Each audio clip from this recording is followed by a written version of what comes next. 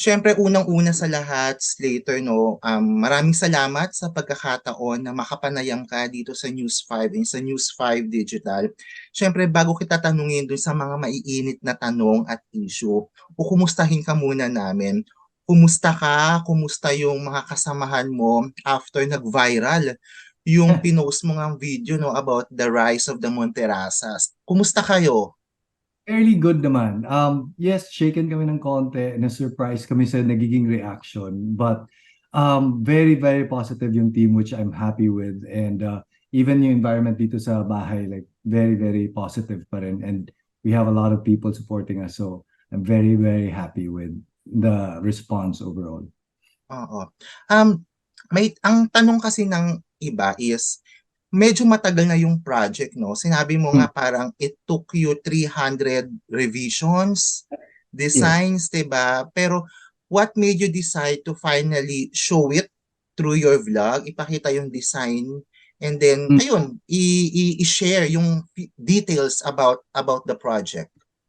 Yes, this whole project took us mga 3 years to actually accomplish. So again, with the 300 revisions of all these different processes, when we finally posted it sa vlog, that was when we were finally ready to reveal it to the world. Meaning na study na namin lahat, we got all the permits already, kompleto na yung mga kailangan namin. We've talked to all the people that needed to be involved in this. So that's when we finally said, oh, okay, game na tayo. Time to reveal. Mm-mm. Briefly discuss later, um ano-ano yung mga kinonsider nyo when you thought about this project, kasi hindi siya biro, 'di ba? It took you so Hmm. many years, ang laki ng proyekto at hindi basta-basta yung proyekto. Ano yung mga kinonsider nyo muna when you decide to make this project? There were a lot of iterations because we weren't happy with the initial iteration namin. Parang ah masyadong malaki yung environmental impact, masyadong um, it didn't speak to us in a way wherein what we wanted was to create something na mapapawaw and parang mapapahanga tayo sa what us Filipinos can do. We have a completely entirely Filipino team, and yun talaga yung gusto namin eh. So it's rice terraces inspired, so very Pinoy, and yung team natin very Pinoy. So that's what we were thinking of going through the entire process, Mon. Mm-mm, mm-mm. And then, um, just for the record, parang ilan kayo sa team na nag-come up nung ganong design, na nag-come up ng ganong proseso before you continue with the project? Hindi ko na mabilang. Oh, Yeah, like, ganyan kalaki. okay. When we say, okay, we're working with this architect, the architect has 20 people behind her. Mm. Diba? And like, when we talk to the geodetic engineers, the one that studies soil, meron tayong tatlo na tinap na. And sila mismo, meron silang sariling team. And then the structural comes in and meron na naman silang sariling team. Honestly, hindi ko mabilang. There's a lot of people involved to get a project like this running. Kasi hindi to bahay. Kung bahay, konti lang tayo, okay lang. But this Mm-mm. one not only has to go through the experts, but dumadaan din tayo sa saktong proseso just to get the approvals of the government and mga permits and everything else. So that was a very, very lengthy process. Not to mention all the testings that we've done sa site mismo. So Mm-mm. medyo madugo talaga. I think any developer will share the same sentiment naman. Hindi Mm-mm. lang kami. Okay, that leads me to my next questions later. Nabanggit mo na rin naman yan, no? Of course, alam naman natin na ang daming gatekeepers when it Yes. comes to this kind of project or projects.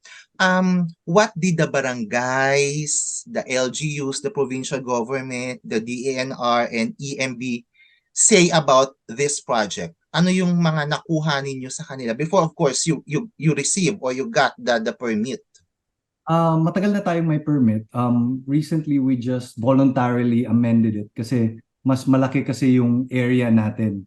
So, merong mga processes. Marami yun. Hindi na kasi ako yung gumalaw nun eh. We have a separate team for that. So, I can't really say, but ini-investigate talaga yun each and every step of the way. like you said, maraming mga gatekeepers for a project this size. And dumaan kayo sa bawat gatekeeper. Oh, yeah, of course. Of Hindi pwede course. mag-shortcut. Oo, oo. Ito, isa-isahin na natin yung mga ilang concerns at Hmm, tanong ng mga netizens and yes. mga kapwa mo Cebuanos when you posted that vlog na yung design mismo ng project. Unang-una yung um, um, where the rainwater goes if ever lumakas ang ulan, magkaroon ng bagyo, etc. Itong lahat ng mga comments ng mga netizens, I just want to say na I really understand where they're coming from. Kasi ako din, as an engineer and putting my name on a project like this, itong lahat, yun yung nire-raise ko. Like, just like the flooding issue. So, napag-usapan na namin yun, matagal na. So that's where I think I talked about it a little bit on my vlog. Na Oo. pag umuulan yun, may calculation kasi yun. What's the biggest density of rainwater that hits the Philippines at a certain time? And then, pinapapunta yun sa isang rainwater tank. And yung rainwater tank, yun yung ginagamit natin pang-irrigate ng lahat ng mga greeneries doon. But we don't stop there. Although hindi ko na minention to sa vlog, meron pa tong, what if mag-overflow si rainwater? Then, we have a detention pond. So yung detention pond, it's on-site already. We've done it already. Matagal na siyang nandun. That's a second layer of the rainwater issue. When we're building it, meron din tayong mga tinatawag na siltation pond and etc. Ako mismo, I think of me as a generalist. Hindi ako ang nag-iisip nito. We have a separate team for this, and this is the solutions that they have come up with based on their very, very long experience with working for different projects. Oo, ito naman yung soil stability. Siyempre Mm, nasa to no, yeah. nasa bundok. So kamusta ang Yeah. soil stability?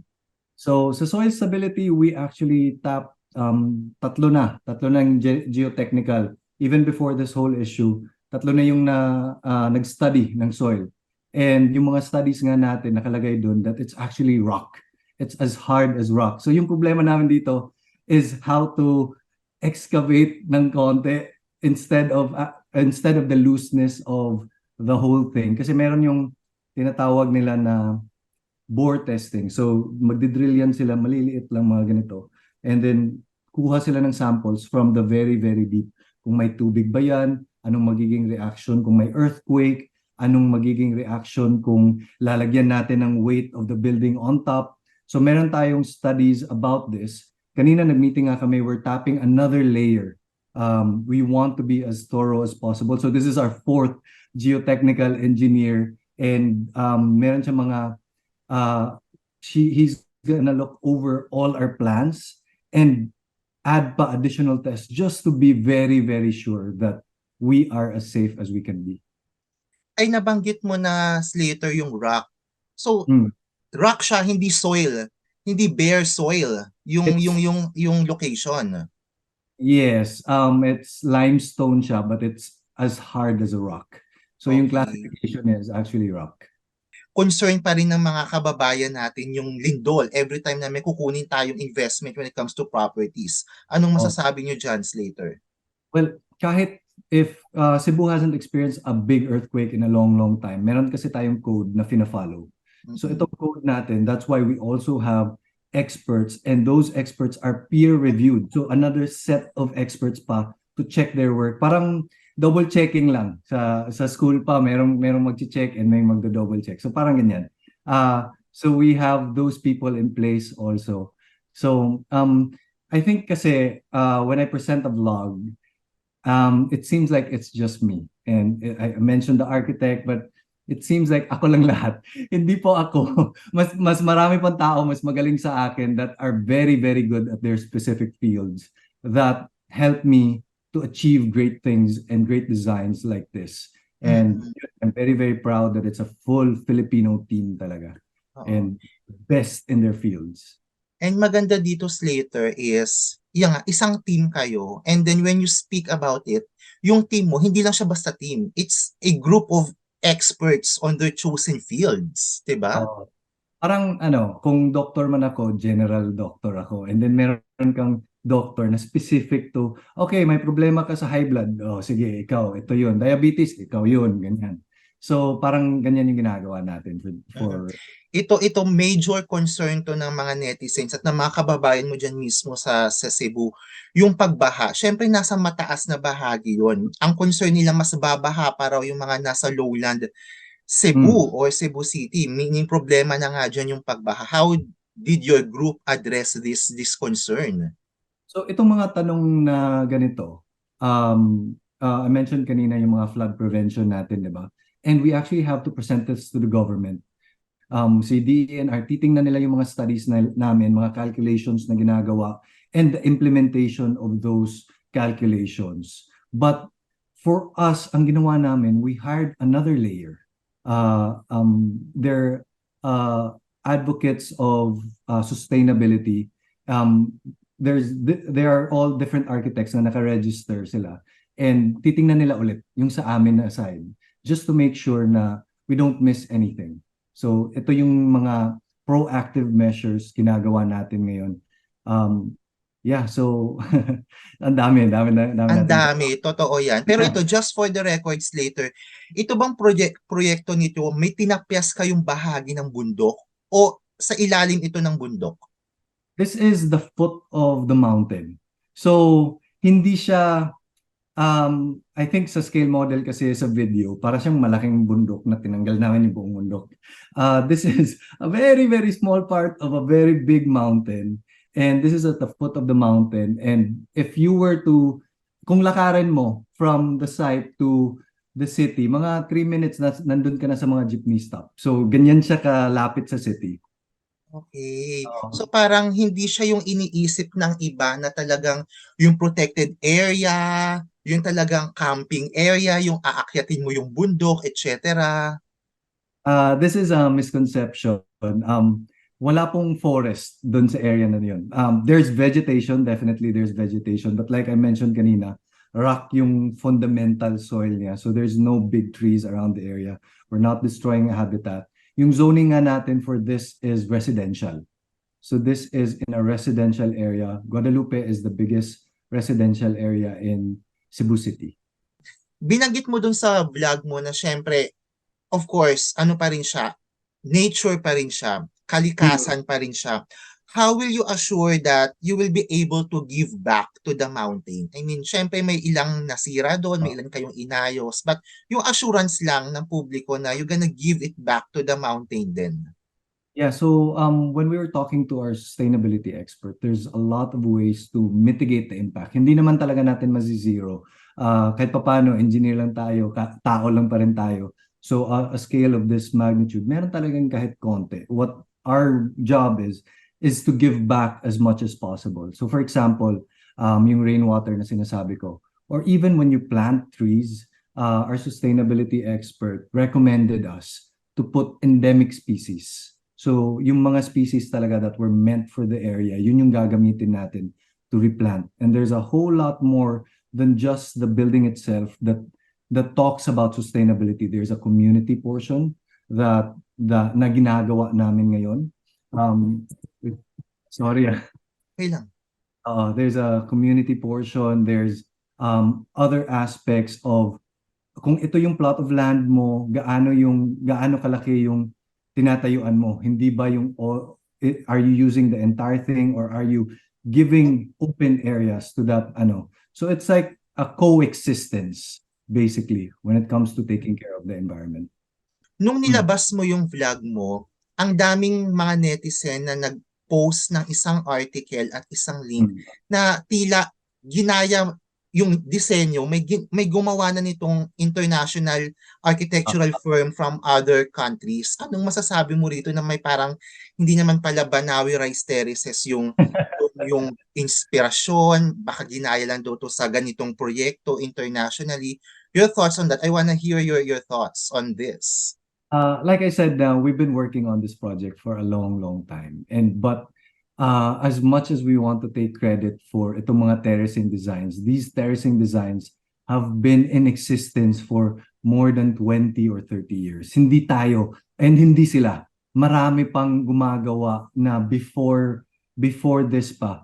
And it's just the it's the nature of working along a mountain, and that's where the design experts, sila yung kaya nilang, ito yung the same solution that we give back to the mountain. We don't disturb it as much as we can. So everybody, hindi po namin sinasabi na kami yung nag nag-imbento ng terracing. What sa design namin was always just to get back to our roots of being inspired by who we are as Filipinos. Ang daming negative reactions, Slater, no? Dumako naman tayo dun sa positive ones. When you posted that vlog, parang ang sinabi, ang ganda nito for Cebu. Parang they're looking at it not just as a residential project, but it might be considered as a tourist spot din sa Cebu City mismo.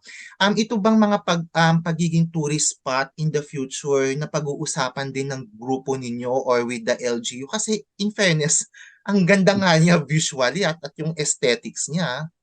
Yes. What our dream talaga for this company is to be able to inspire future generations. So may tinatawag tayong master planning na we are looking at the bigger picture of Monterrazas de Cebu.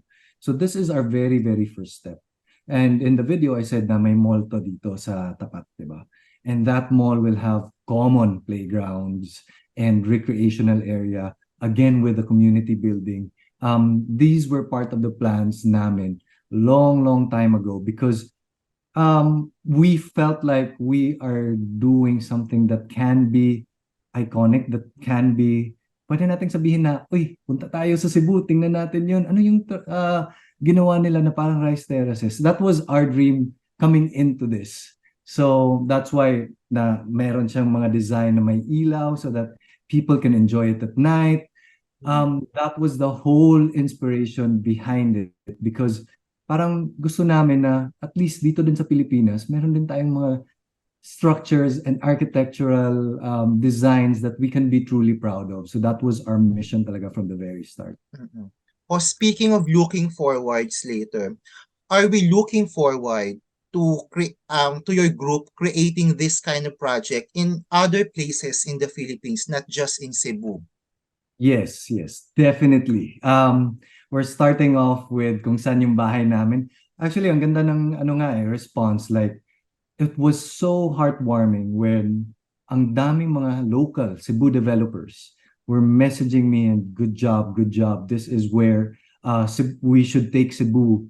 So parang instead of, di ba, parang kompetensya namin sila kasi they're still developers. Pero sila yung nag-text sa akin, we applaud your work, and it was so heartwarming. And it inspires us to move forward and do more things in the future. O speaking of response later, kumusta na ang ano ngayon, ang proyekto? Nakakailang percent na kayo? Ano yung target date ninyo na talagang matapos at talagang makita na yung mga finished units at i-launch ito sa publiko, no? Talagang yung matitirahan na, etc. Kumusta na yung kabuuan ng project ngayon? We haven't started yet. The announcement was supposed to be the start, pero with all of this, we want to take everyone's feedback into consideration, listen, and make sure na alam namin lahat ng kailangan naming alam. So we're tapping even more expert groups, even more environmental groups also. So we're talking to them on a consistent basis. Kanina, ang dami kong meetings. So puro lang ganito until we finally say, okay, everybody that is a stakeholder for this will be okay with the design, it will be a net positive for everybody. So yun talaga yung goal natin dito. Pero kaakibat niyan, may mga ano na ba, advance inquiry na, hoy Slater, pa-reserve na ng ganyan, paano na, pa-quote na ako ng ganyan, may mga ganun na ba? Syempre, Yeah. ang laki na nun, ang gandang project, at saka magandang investment, may mga gumagano na rin ba sa inyo? It's very touching that the support, the amount of inquiries that we've been getting medyo exceeded our expectations. So that's parang a lot of people believe in us. So thankful din ako. Thankful din ako sa the response. Mm. Ano ba, for the record, how much will it cost? O, halimbawa, kami plano namin bumili. Ano ba yung estimate na kailangan namin pag-ipunan para makabili kami ng unit dyan? Yeah, medyo mahal talaga to. I'm hoping to do more approachable projects in the future. So balance lang talaga siya. It depends on the site, the conditions, the design. So with this, ang laki kasi ng mga cuts namin, bahay talaga eh. So the prices are 40 million, 50 million and up. So medyo on the higher end talaga siya. This Mm-mm. particular project, but don't worry, marami pa tayong nakapila. But your message to the public, to the people who continue to watch your vlog and to continue watching this project, ano yung gusto mong ibigay na assurance sa kanila pagdating sa proyektong ito? Um, Una sa lahat, gusto ko lang sabihin na we're on the same side. We share the same concerns as they have, and it's healthy. It's a healthy conversation when it comes to moving the needle forward towards the right direction, because this is an important discussion to have. But I want to assure everyone that we're taking the necessary steps to um, make this something that we can all be proud of. Hindi lang kasi kumita kami, gawa tayo ng building without a care in the world. Like, this is something that we want to communicate with openly and have full transparency to the people that watch us. So that's why kanina nag-post ako sa Instagram that I will be giving updates as we go along when we meet with the environmental experts. Ito yung I'll give updates if there's any concrete updates about just the project in general.